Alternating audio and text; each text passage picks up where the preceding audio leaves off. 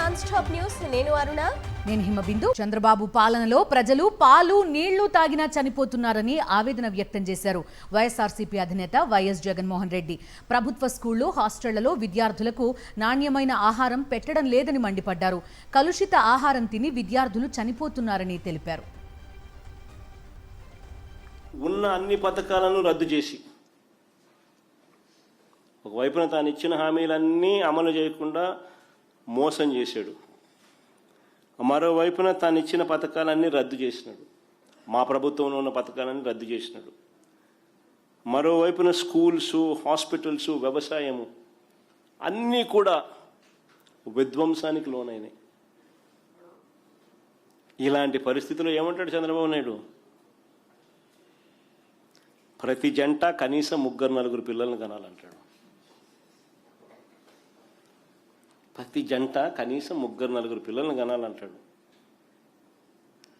ఇలాంటి పరిస్థితుల్లో ఇవాళ చంద్రబాబు గారి పాలనలో పాలు తాగినా నీళ్లు తాగినా చనిపోతూ ఉన్నారు.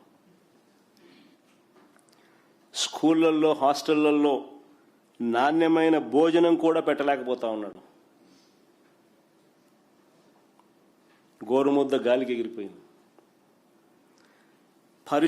పరిశుభ్రమైన తాగునీరు, కలుషిత ఆహారం వల్ల పిల్లలు చనిపోతా ఉన్న పరిస్థితులు చూస్తూ ఉన్నాం. నాడు నేడు గాలికి ఎగిరిపోయింది. ప్రభుత్వ హాస్పిటల్స్లో కూడా ఇవే పరిస్థితులు. నాడు నేడు ఆగిపోయాయి. 0 వేకెన్సీ పాలసీ గాలికి ఎగిరిపోయింది. 17 కొత్త మెడికల్ కాలేజీలు పూర్తి కావాల్సిన చోట, పూర్తి చేయాల్సిన చోట వాటిని స్కాములు చేస్తూ అమ్మాలని చెప్పి వాటిని ఆపేసిన పరిస్థితులు. ఫ్యామిలీ డాక్టర్ లేదు, విలేజ్ క్లినిక్లు నిర్వీర్యం. హాస్పిటల్లో WHO, GMP కేటగిరీస్కి సంబంధించిన మందులు గత దేవుడు ఎరుగు, మామూలు మందులు కూడా దిక్కులేని పరిస్థితుల్లో హాస్పిటల్స్ తయారైపోయినాయి. చంద్రబాబు పచ్చి మోసకారి అని మండిపడ్డారు వైఎస్ఆర్సీపీ అధినేత వైఎస్ జగన్మోహన్ రెడ్డి. వైఎస్ఆర్సీపీ ప్రభుత్వంలో తెచ్చిన పథకాలను చంద్రబాబు రద్దు చేశారని ఫైర్ అయ్యారు. మోసాలు, అబద్ధాలు చెప్పడంలో చంద్రబాబు దిట్ట అని ఆగ్రహం వ్యక్తం చేశారు వైఎస్ జగన్. చంద్రబాబు నాయుడు గారు ఇస్తానన్న నిరుద్యోగ భృతి ఇవ్వడు, అమలు చేస్తానన్న సూపర్ 6, సూపర్ 7 అమలు చేయడు. పైగా మా ప్రభుత్వంలో ఉన్న పథకాలన్నీ రద్దు చేసినాడు. ప్రజల జీవన ప్రమాణాలను కనీసం పెంచకుండా, పట్టించుకోకుండా, మహిళలకు తానిచ్చిన హామీలు అమలుకు దిక్కులేని పరిస్థితిలో ఈరోజు రాష్ట్రం ఉంటే చంద్రబాబు నాయుడు ఏమంటాడు? ఎడాపెడా ఒక్కొక్కరు 3, 4 పిల్లలను కనండి అని అంటాడు. స్వామి, ఖండం కథ దేవుడు ఎరుగు స్వామి. చంద్రన్న పెళ్లి కానీ మేనిఫెస్టోలో పెట్టినావు. ప్రతి జంటకు పెళ్ళి అయితేనే ₹1,00,000 ఇస్తానన్నావు. ఇంతవరకు ఒక్కరికి ఇలా. అది ఎప్పుడు ఇస్తావు స్వామి అని అడిగినాం. ఇంతవరకు ఇలా దాని గురించి మాట్లాడు. కానీ 3వ బిడ్డ కంటే మాత్రం డబ్బులు ఇస్తాడంట. ఎన్నికల్లో మేనిఫెస్టోలో చెప్పిన చంద్రన్న పెళ్లి కానుకకు దిక్కులేదు. ఇప్పుడు 3వ బిడ్డ కంటే డబ్బులు ఇస్తానని చెప్పి ఇప్పుడు చెప్తున్నాడు. అసలు చంద్రబాబు నాయుడు గారు అనే వ్యక్తి నిజంగా అబద్ధలాడడంలోనూ, మోసం చేయడంలోనూ అసలు కళ్ళార్పడు. అసలు ఇలాంటి వ్యక్తి చాలా అరుదుగా పుడతారు కొంతమంది. అంటే ఈయనకు కరెక్ట్గా పుట్టినోడు మళ్ళీ లోకేష్ కూడా అట్టే ఉన్నాడు అనుకో, అది వేరే విషయం. బట్ చాలా అంటే ఇది చాలా అన్యాయస్తులు. వీళ్ళు ఇంత అన్యాయంగా ఎవరు పుట్టరు. రేపు వైఎస్ఆర్సీపీ ఆవిర్భావ దినోత్సవం సందర్భంగా తాడేపల్లిలోని పార్టీ కేంద్ర కార్యాలయంలో ఉదయం 9:30 గంటలకు ఆ పార్టీ అధ్యక్షుడు వైఎస్ జగన్మోహన్ రెడ్డి జెండా ఆవిష్కరించనున్నారు. వైఎస్ఆర్సీపీ ఆవిర్భావ దినోత్సవాన్ని పురస్కరించుకుని కార్యకర్తలు, అభిమానులకు వైఎస్ఆర్సీపీ శుభాకాంక్షలు తెలిపింది. వైఎస్ఆర్ ఆశయాల సాధన కోసం ఆయన పాదాల చెంత 2011 మార్చి 12న పురుడు పోసుకున్న ప్రజల పార్టీనే వైఎస్ఆర్సీపీ అని, 16 ఏళ్ల ప్రయాణంలో అనేక పోరాటాలు, విజయాల మధ్య ప్రజల ఆశీర్వాదాలతో వైఎస్ఆర్సీపీ ఎంతో గొప్పగా ఎదిగింది. ఎన్నో సంఘర్షణలు, ఆటుపోట్లు ఎదుర్కొని విజయవంతంగా 16వ వసంతంలోకి అడుగుపెడుతున్న సందర్భంగా కార్యకర్తలు, అభిమానులందరికీ శుభాకాంక్షలు తెలుపుతూ ప్రకటన విడుదల చేసింది వైఎస్ఆర్సీపీ.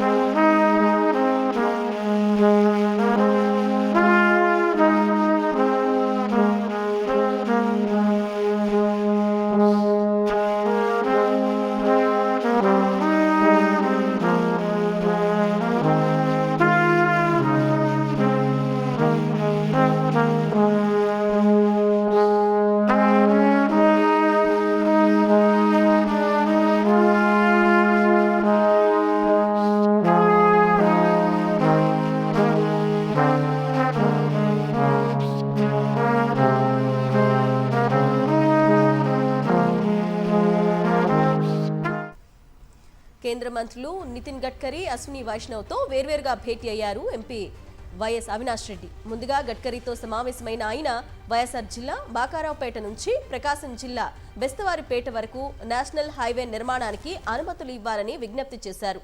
బద్వేల్ పోరుమామిళ్ల మీదుగా ఈ హైవే నిర్మాణం చాలా కీలకమని వివరించారు. అనంతరం కేంద్ర రైల్వే మంత్రి అశ్విని వైష్ణవ్తో భేటీ అయిన వైఎస్ అవినాష్ రెడ్డి పులివెందుల ముదిగుబ్బ మీదుగా పెండ్లిమర్రి నుంచి పుట్టపర్తి వరకు రైల్వే లైన్ నిర్మించాలని వినతిపత్రం అందజేశారు. ముద్దునూరు నుంచి పులివెందుల కూడా రైల్వే లైన్ నిర్మించాలని కేంద్ర మంత్రిని కోరారు. కాచిగూడ పుదుచ్చేరి ఎక్స్ప్రెస్, విశాఖపట్నం కడప తిరుమల ఎక్స్ప్రెస్ను ముద్దునూరులో నిలిపేలా చర్యలు తీసుకోవాలని కోరారు. ఎంపీ వైఎస్ అవినాష్ రెడ్డి విజ్ఞప్తులను స్వీకరించిన కేంద్ర మంత్రులు సానుకూలంగా స్పందించారు.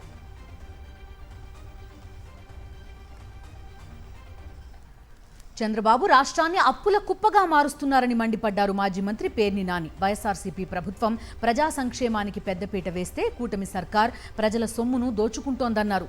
అప్పులు చేసి తీసుకొస్తున్న లక్షల కోట్ల రూపాయలు ఎవరి జేబుల్లోకి వెళ్తున్నాయో చెప్పాలని డిమాండ్ చేశారు పేర్ని నాని.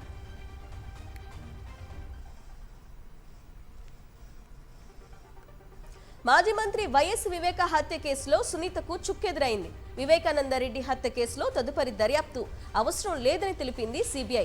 ఇప్పటికే 3వ సప్లిమెంటరీ ఛార్జిషీట్ దాఖలు చేశామని సిబిఐ వెల్లడించింది. సునీత వేసిన అన్ని పిటిషన్లను డిస్మిస్ చేసింది సుప్రీంకోర్టు.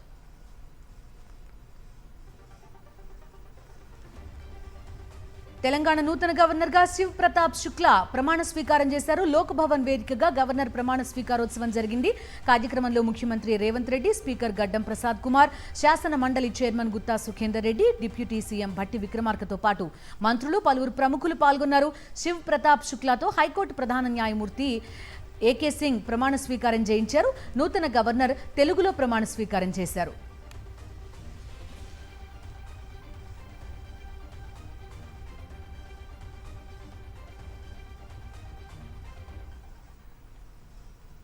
ఎమ్మెల్యేల అనర్హత పిటిషన్లపై స్పీకర్ గడ్డం ప్రసాద్ కుమార్ కీలక తీర్పు వెలువరించారు.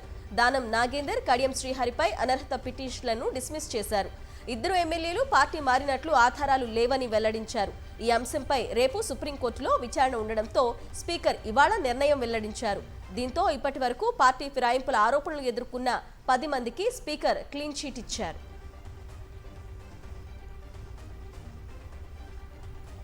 ఫిరాయింపు ఎమ్మెల్యేల కేసులో స్పీకర్ నిర్ణయంపై ఆగ్రహం వ్యక్తం చేశారు బీఆర్ఎస్ వర్కింగ్ ప్రెసిడెంట్ కేటీఆర్. దేశ చరిత్రలో ఇంత అద్భుతమైన నిర్ణయం ఏ స్పీకర్ తీసుకోలేదని వ్యంగ్యాస్త్రాలు సంధించారు. ఇది ప్రజాస్వామ్యం, రాజ్యాంగం మీద రాహుల్ గాంధీ చేస్తున్న దాడి అని మండిపడ్డారు కేటీఆర్.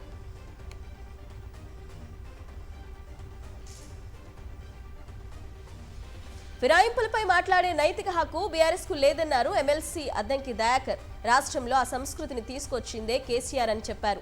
కేటీఆర్ నోటుకొచ్చినట్టు మాట్లాడుతున్నారని రాహుల్ గాంధీని విమర్శించే స్థాయి కేటీఆర్ కు లేదని మండిపడ్డారు ఎమ్మెల్సీ అద్దంకి దయాకర్. రాష్ట్రంలో ఒకేసారి 4,50,000 ఇళ్లను మంజూరు చేశామన్నారు డిప్యూటీ సీఎం భట్టి విక్రమార్క. ప్రతి పేదవాడి సొంతింటి కల నిజం చేయడమే తమ ప్రభుత్వ లక్ష్యమన్నారు. ఖమ్మం జిల్లా వెలుగుమట్ల భూదాన్ బాధితులకు ఇళ్ల పట్టాలు పంపిణీ చేశారు. ఇవాళ 412 మంది అర్హులకు ఇళ్ల పట్టాలు అందజేశారు. పేదల ప్రభుత్వంపై బురద జల్లేందుకు కొందరు కుట్రలు చేస్తున్నారని మండిపడ్డారు భట్టి విక్రమార్క.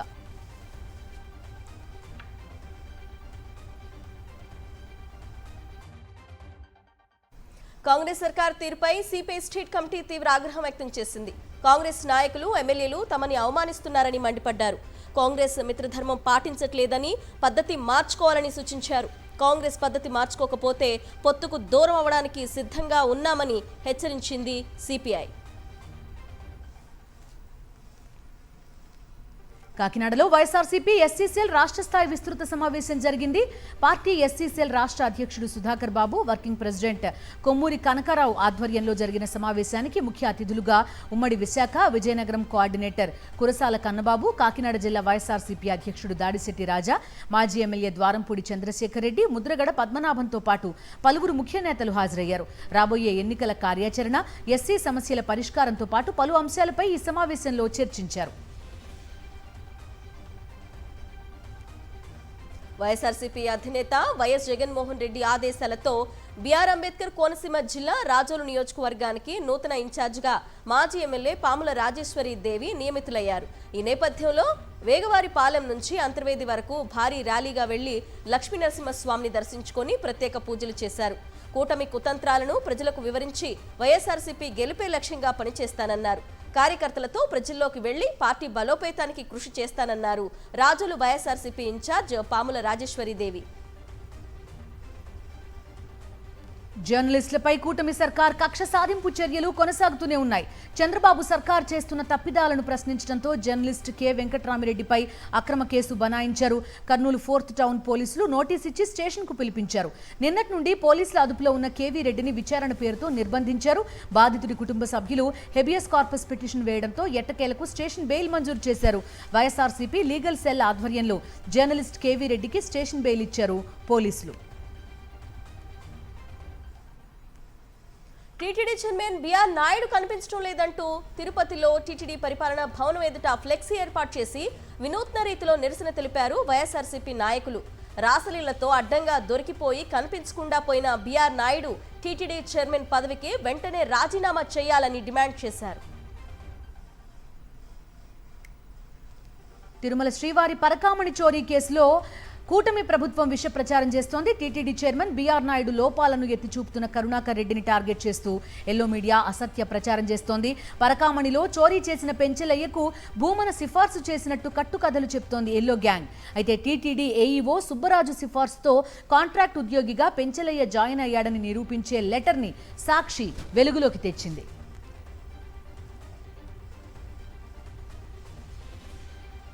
కృష్ణా జిల్లా యనమలకుదురు శివాలయంలో నగదు మాయంపై విచారణ చేపట్టారు దేవాదాయ శాఖ అధికారులు. అంతరాలయం హుండీ తాళానికి డూప్లికేట్ కీ తయారు చేసి నగదు చోరీ చేసినట్లు గుర్తించారు. ఆలయ ఈవో అర్చకులు కలిసి 10 లక్షలకు పైగా మాయం చేసినట్లు చెప్తున్నారు అధికారులు. చోరీ చేసిన సొమ్ము పంపకాల్లో తేడాలు రావడంతో వ్యవహారం బయటబయలైంది. ఆలయ ట్రస్ట్ చైర్మన్ సంగా నరసింహారావు ఫిర్యాదుతో కేసు నమోదు చేశారు పోలీసులు. మరోవైపు 2 పూజారులతో పాటు మరొకరిని పోలీసులు అరెస్టు చేశారు. పరారీలో ఉన్న ఆలయ ఈవో భవానీ కోసం గాలిస్తున్నామన్నారు పోలీసులు. ఏలూరు జిల్లా ద్వారకా తిరుమల క్షేత్రంలో చోరీ కలకలం రేపింది. ప్రమోద కళ్యాణ మండపంలో హుండీ లెక్కిస్తుండగా బంగారు ఆభరణాలను సురేష్ అనే సేవకుడు దొంగిలించాడు. అతనిపై అనుమానం వచ్చి మరో సేవకుడు సెక్యూరిటీ సిబ్బందికి సమాచారం ఇచ్చాడు. దీంతో తనిఖీ చేయగా సురేష్ దగ్గర 59 గ్రాముల బంగారు ఆభరణాలు దొరికాయి. బాత్రూంలో బంగారు ఆభరణాలను సురేష్ దాచిపెట్టినట్టుగా గుర్తించారు. ఆలయ అధికారుల సమాచారంతో పోలీసులు అతన్ని అదుపులోకి తీసుకుని విచారిస్తున్నారు.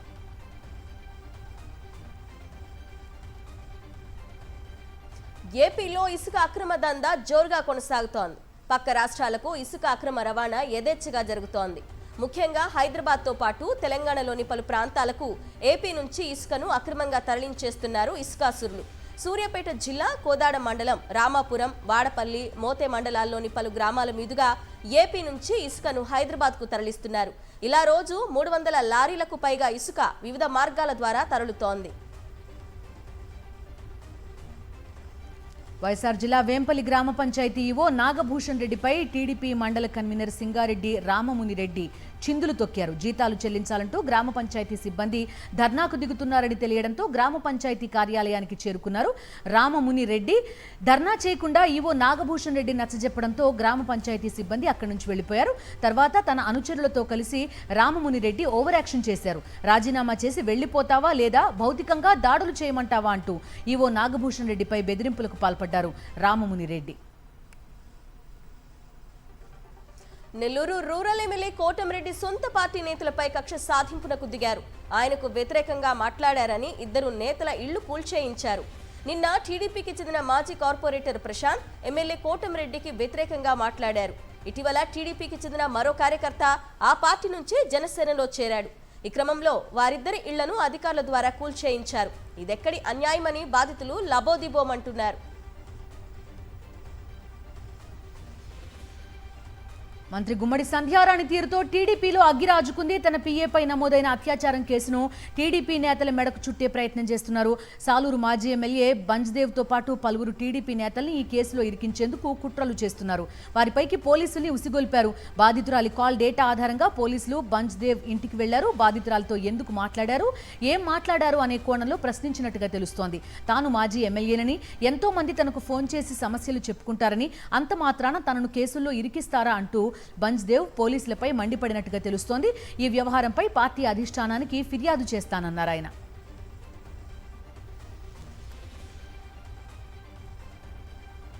Anantapuram urban TDP MLA Daggupati Prasad మరో వివాదంలో చిక్కుకున్నారు. టీడీపీ మైనార్టీ కార్యకర్త నూర్ మహమ్మద్ ఏర్పాటు చేసిన ఇఫ్తార్ విందుకు వస్తారని చెప్పారు. ఆ తర్వాత ముఖ్య అనుచరులు రాయల్ మధు, ఇస్మాయిల్ సూచనలతో ఎమ్మెల్యే ఇఫ్తార్ విందుకు వెళ్లలేదు. ఎమ్మెల్యే వస్తానని చెప్పి రాకపోవడంతో మనస్తాపానికి గురయ్యాడు నూర్ మహమ్మద్. మరోవైపు తమకు సమాచారం ఇవ్వకుండా ఇఫ్తార్ విందు ఏర్పాటు చేస్తావా అంటూ టీడీపీ నేతలు రాయల్ మధు, ఇస్మాయిల్ నూర్ మహమ్మద్ పై దుర్భాషలాడారు. అతనిపై దాడి చేసి కాళ్లు పట్టించుకొని అవమానించారు. దీంతో తీవ్ర మనోవేదనకు గురైన టీడీపీ మైనార్టీ కార్యకర్త నూర్ మహమ్మద్ ఆత్మహత్యా యత్నానికి పాల్పడ్డాడు. అనంతపురం జిల్లా గుంతకలులో ఓ జనసేన నేత వీరంగం సృష్టించాడు. శ్రీ చైతన్య స్కూల్ ప్రిన్సిపల్పై దుర్భాషలాడుతూ రెచ్చిపోయాడు. ఫీజుకు సంబంధించిన వ్యవహారంలో ప్రిన్సిపల్ వీరేష్ బాబుపై వాగ్వాదానికి దిగాడు బండి శేఖర్. జనసేన నేత చేసిన రచ్చ అంతా పాఠశాలలోని సీసీ కెమెరాలో రికార్డైంది. ప్రిన్సిపల్ వీరేష్ బాబు పోలీసుల్ని ఆశ్రయించారు. తనపై జరిగిన దాడిని వివరించి బండి శేఖర్పై చర్యలు తీసుకోవాలని ఫిర్యాదు చేశారు వీరేష్ బాబు. తిరుపతి జిల్లా నాయుడుపేటలోని పలు అంగన్వాడీ కేంద్రాలు, ఉన్నత పాఠశాలల్లో ఫుడ్ సేఫ్టీ అధికారులు ఆకస్మిక తనిఖీలు చేశారు. విద్యార్థులకు పెడుతున్న ఆహారాన్ని పరిశీలించారు. నాయుడుపేటలోని జెడ్పీ బాలుర ఉన్నత పాఠశాలలో మధ్యాహ్న భోజనాన్ని రుచి చూశారు. సాంబార్ రుచిగా లేకపోవడంతో సిబ్బందిపై ఆగ్రహం వ్యక్తం చేశారు. విద్యార్థులకు పౌష్టిక ఆహారం అందజేయాలని సిబ్బందిని ఆదేశించారు. నిర్లక్ష్యం వహిస్తే కఠిన చర్యలు తీసుకుంటామని హెచ్చరించారు. ఎన్టీఆర్ జిల్లా మైలవరం దేవుని చెరువు ఆదర్శ ప్రాథమిక పాఠశాలను సందర్శించారు డీఈఓ చంద్రకళ. పాఠశాలలో మధ్యాహ్న భోజనం అధ్వాన్నంగా ఉందని వచ్చిన ఆరోపణలపై స్కూల్కి వెళ్లి ఆరా తీశారు. 6 నెలలుగా సమస్యను తమ దృష్టికి తీసుకురాకపోవడంతో హెచ్ఎంపై చర్యలు తీసుకున్నారు. ప్రస్తుతం వంట ఏజెన్సీని రద్దు చేసి కొత్త ఏజెన్సీని నియమిస్తున్నట్టుగా డీఈఓ చంద్రకళ స్పష్టం చేశారు.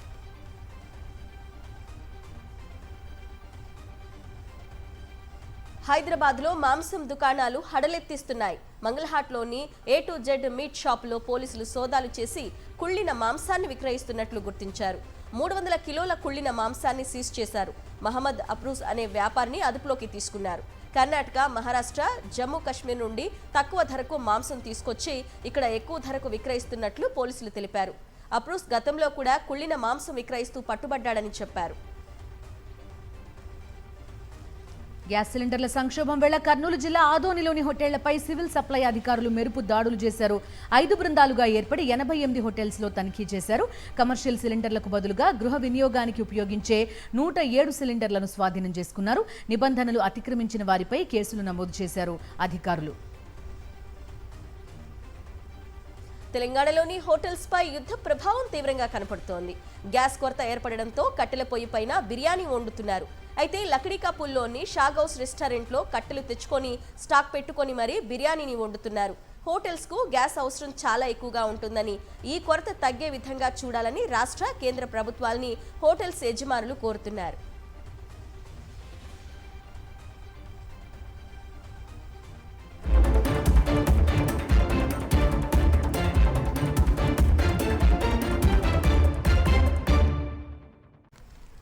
లోక్సభ స్పీకర్ ఓం బిర్లాపై విపక్షాలు పెట్టిన అవిశ్వాస తీర్మానం మూజువాణి ఓటుతో వీగిపోయింది. స్పీకర్ సభలో పక్షపాతంతో వ్యవహరిస్తున్నారని ఆరోపిస్తూ విపక్ష సభ్యులు పెట్టిన అవిశ్వాస తీర్మానంపై 10 గంటలకు పైగా సుదీర్ఘంగా చర్చ జరిగింది. చర్చలో విపక్షాలు చేసిన విమర్శలకు కేంద్ర హోంమంత్రి అమిత్ షా సమాధానమిచ్చారు. అనంతరం సభ రేపటికి వాయిదా పడింది. లోక్సభలో స్పీకర్ నిర్ణయమే ఫైనల్ అని, సభాపతికి సర్వాధికారాలు ఉంటాయని స్పష్టం చేశారు కేంద్ర హోంమంత్రి అమిత్ షా. సభ నియమాలను అనుసరించి నడుస్తుందని, ఏ పార్టీకి నేతకు లోబడి కాదని తేల్చి చెప్పారు. అవిశ్వాస తీర్మానంతో విపక్ష కూటమి సభాపతి హోదాను కించపరిచిందని మండిపడ్డారు అమిత్ షా.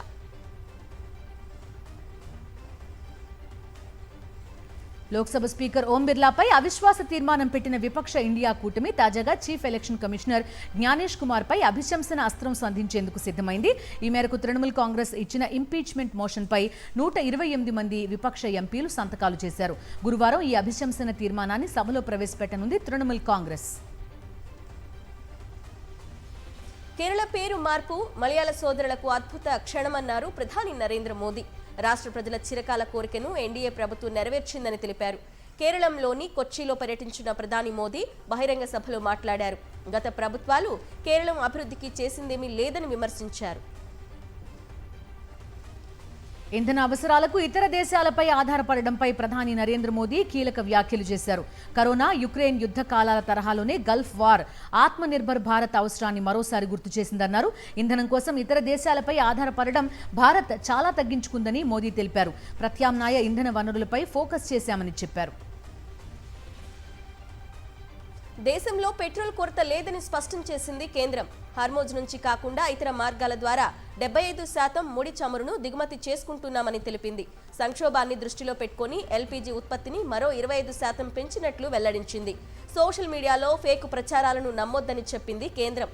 త్వరలో భారత్కు మరో 2 షిప్లు వస్తున్నాయని, ఎల్ఎన్జీ కొరత కూడా తగ్గించేందుకు చర్యలు చేపట్టామని ప్రకటన విడుదల చేసింది. దేశంలో గ్యాస్ కష్టాలు మరింత పెరుగుతున్నాయి. రామ జన్మభూమి అయోధ్యను కూడా తాకింది ఎల్పీజీ కొరత. వాణిజ్య సిలిండర్ల సరఫరా నిలిపివేతతో అయోధ్య రామ మందిరంలోని కిచెన్ రామ్ రసోయి మూతబడింది. దీంతో అయోధ్యలో ప్రసాదం, ఉచిత భోజన సేవలు నిలిచిపోయాయి. వంట గ్యాస్ కొరత కారణంగా కిచెన్ ని తాత్కాలికంగా మూసేస్తున్నట్టు వంటగది బయట నిర్వాహకులు నోటీసులు అంటించారు. దాదాపు 13 ఏళ్లుగా కోమాలో ఉండి జీవోత్సవంలా మారిన హరీష్ రాణా కేసులో సుప్రీంకోర్టు సంచలన తీర్పు వెలువరించింది. అతడి కారుణ్య మరణానికి అనుమతి ఇచ్చింది. రాణాకు చికిత్స నిలిపివేయొచ్చని సర్వోన్నత న్యాయస్థానం తెలిపింది. తన కుమారుడికి కారుణ్య మరణం ప్రసాదించాలంటూ హరీష్ తల్లిదండ్రులు దాఖలు చేసిన పిటిషన్పై ఈ తీర్పు వెలువరించింది. రైతుల ఖాతాలో కేంద్ర ప్రభుత్వం మార్చి 13న 22వ విడత పీఎం కిసాన్ నిధులు జమ చేయనుంది. పీఎం కిసాన్ నిధుల విడుదల నేపథ్యంలో కేంద్రం రైతులకు పలు కీలక సూచనలు చేసింది. పీఎం కిసాన్ సమ్మాన్ నిధులు పొందాలంటే ఈ కేవైసీ పూర్తి చేసుకోవాలని సూచించింది. కుంభమేళాలో పూసలు అమ్ముతూ సోషల్ మీడియాలో వైరల్ అయిన మోనాలిసా తన ప్రియుడు ఫర్మాన్ ఖాన్ ను వివాహం చేసుకుని వార్తల్లో నిలిచారు. వీరి ప్రేమకు తండ్రి జైసింగ్ బోమ్స్లే అడ్డు చెప్పడంతో మోనాలిసా కేరళలో పోలీసులను ఆశ్రయించి తన తండ్రిపై ఫిర్యాదు చేసింది. తనకు నచ్చిన వ్యక్తితో పెళ్లి చేయాలని ఒత్తిడి తెస్తున్నారని, ప్రాణహాని ఉందని ఫిర్యాదులో తెలిపింది. తిరువనంతపురంలోని ఓ ఆలయంలో ఫర్మాన్ను వివాహం చేసుకున్నారు మోనాలిసా.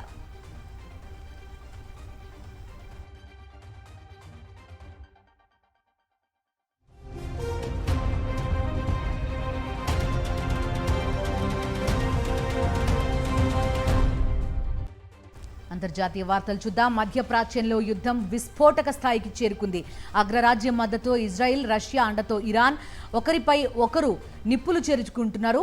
టెహ్రాన్ వీధుల్లో బాంబుల మోత మోగుతోంది. ప్రపంచ వాణిజ్యానికి గుండెకాయ లాంటి హార్ముజ్ జలసంధి ఇప్పుడు మృత్యు కూపంగా మారింది. గుర్తు తెలియని క్షిపణి దాడులతో 3 నౌకలు ధ్వంసమయ్యాయి. థాయ్ నౌకకు చెందిన సిబ్బంది ఆచూకీ లభ్యం కాకపోవడంతో ఉత్కంఠ నెలకొంది. సముద్ర గర్భంలో ఇరాన్ మైన్లు అమరుస్తోందన్న వార్తలు నౌకాయాన రంగాన్ని వణికిస్తున్నాయి.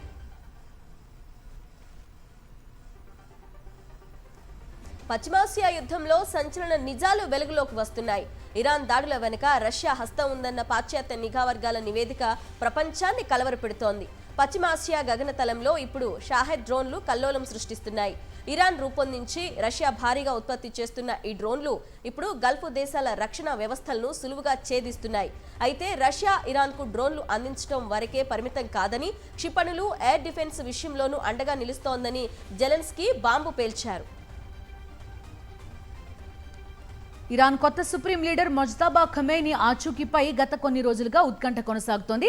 అమెరికా, ఇజ్రాయెల్ సంయుక్త బాంబింగ్ దాడిలో ఆయన కాలికి తీవ్ర గాయమై ఫ్రాక్చర్ అయినట్టుగా CNN కథనం వెల్లడించింది. కేవలం కాలికి మాత్రమే కాదు, ముఖంపై ఘాట్లు, ఎడమ కంటి సమీపంలో కమిలిన గాయాలు ఉన్నట్టుగా సమాచారం. అయితే ఇజ్రాయెల్ వర్గాల కథనం ప్రకారం ఇది కేవలం దాడుల్లో జరిగిన ప్రమాదం మాత్రమే కాదు, గత వారమే ఆయనపై ఒక హత్యా ప్రయత్నం జరిగినట్టుగా తెలుస్తోంది.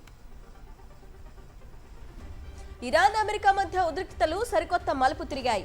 యుద్ధం కేవలం సరిహద్దులకే పరిమితం కాకుండా ఇప్పుడు టెక్నాలజీ దిగ్గజాల వైపు మళ్లింది. Iran revolutionary guard cards, IRGC, Google, ఇతర అమెరికా టెక్ దిగ్గజాలను తమ ప్రధాన లక్ష్యాలుగా మార్చుకుంటామని హెచ్చరించింది. గల్ఫ్ దేశాలలో ఉన్న ఈ టెక్ కంపెనీల డేటా సెంటర్లు, ప్రాంతీయ కార్యాలయాలు తమ దాడుల పరిధిలోకి వస్తాయని ఇరాన్ స్పష్టం చేసింది.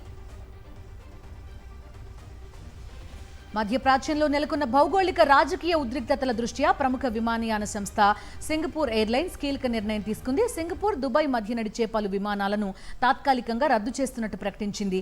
2026 మార్చి 28 వరకు సింగపూర్ నుంచి దుబాయ్, అలానే దుబాయ్ నుంచి సింగపూర్ వచ్చే విమానాలను రద్దు చేస్తున్నట్టు సింగపూర్ ఎయిర్లైన్స్ వెల్లడించింది. హార్ముజ్ జలసంధి మూసివేతతో ప్రపంచం చమురు సంక్షోభాన్ని ఎదుర్కొంటున్న వేళ జపాన్ కీలక నిర్ణయం తీసుకుంది. తమ వద్ద ఉన్న చమురు నిల్వల్లో కొంత భాగాన్ని విడుదల చేస్తామని ప్రకటించింది. మార్చి 16 కల్లా వాటిని మార్కెట్లోకి తెస్తామని వెల్లడించింది జపాన్. అంతర్జాతీయంగా భౌగోళిక, రాజకీయ అనిశ్చితి వేళ ఇంధన మార్కెట్ను స్థిరీకరించేందుకు ఈ నిర్ణయం తీసుకున్నట్లు జపాన్ స్పష్టం చేసింది. $1,000 విలువ చేసే బ్రైనీ సూట్లు, విలాసవంతమైన బ్రాండ్లని ఇష్టపడే ట్రంప్ ఒక సరికొత్త షూ మానియాలో మునిగిపోయారు. కేవలం $145 విలువ చేసే ఒక సాధారణ షూ బ్రాండ్పై ట్రంప్ మనసు పారేసుకున్నారు. వైట్ హౌస్ స్టాఫ్ నుంచి మొదలుకుని కేబినెట్ మంత్రులు, సీనియర్ అధికారుల వరకు ఇప్పుడు అందరి కాళ్లకు అవే షూస్ కనిపిస్తున్నాయి.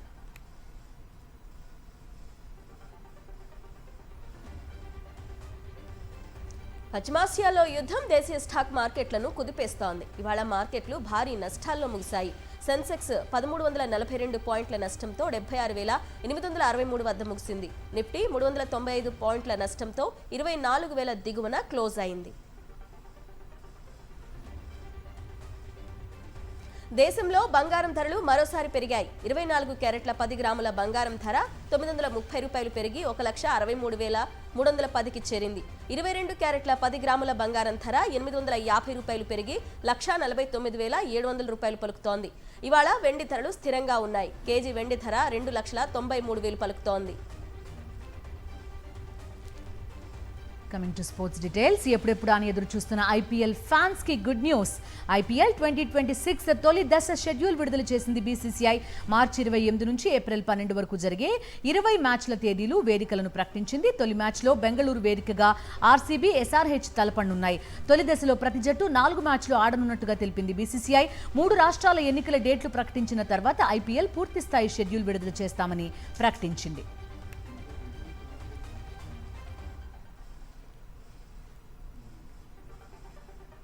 వెదర్ అప్డేట్స్ చూద్దాం. తెలంగాణలో రానున్న రోజుల్లో వాతావరణం ఒక్కసారిగా మారనుంది.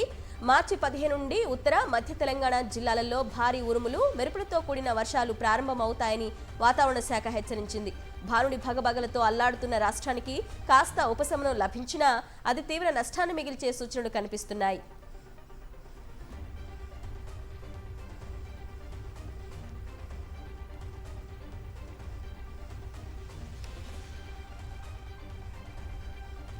హీరోయిన్ హన్సిక మోత్వానీ 4 ఏళ్ల వైవాహిక బంధానికి ముగింపు పలికింది.